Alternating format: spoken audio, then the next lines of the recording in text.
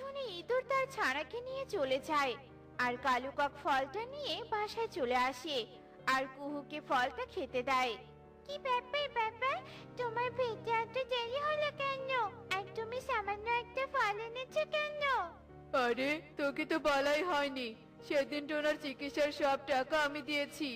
আর আজকে ইঁদুরের ছানাকে বাঁচাতে গিয়ে একটু দেরি হলো আর কি।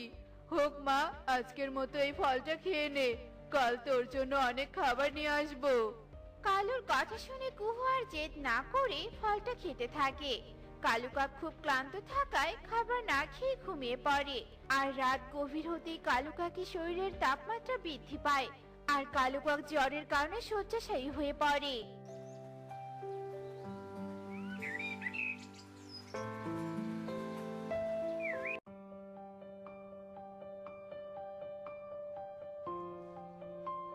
কুহু, এই কুহু, কোথায় তুই? কুহু, স্কুলে যাবি না তুই? কুহু, নাই যে পাইজল, আজ আর আমার স্কুলে যাওয়া হবে না। বাবার শরীরে ভীষণ জ্বর, আমি স্কুলে গেলে বাবার সেবা যত্ন করবে কে? তুই যা পাইজল, বাবা সুস্থ হলে আমি তারপরে স্কুলে যাব। না রে মা, আমার জন্য এভাবে স্কুল মিস দিস না। আমি ঠিক সুস্থ হয়ে যাব। তুই স্কুলে যাওয়ার সময় টুনিকে খবর দিয়ে যাস, টুনি এসে আমার সেবা যত্ন করবে। কিন্তু তোমাকে এমন অসুস্থ অবস্থায় রেখে কিছুতে আমি স্কুলে যাব না।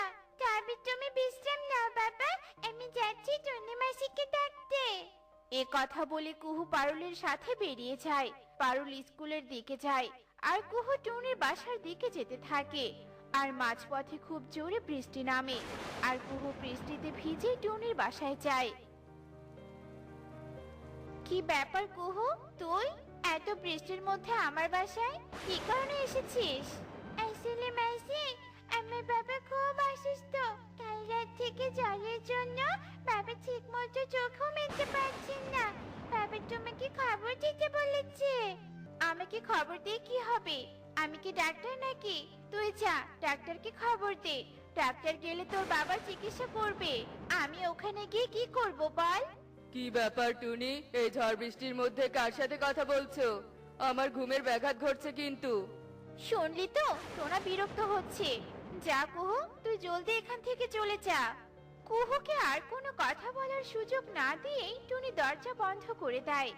আর কুহু বৃষ্টিতে ভিজতে ভিজতেই ডাক্তারের কাছে যাওয়ার জন্য রওনা দেয়। কি হয়েছে কুহু, তুই এই ঝড় বৃষ্টির মধ্যে আমার বাসায় কেন?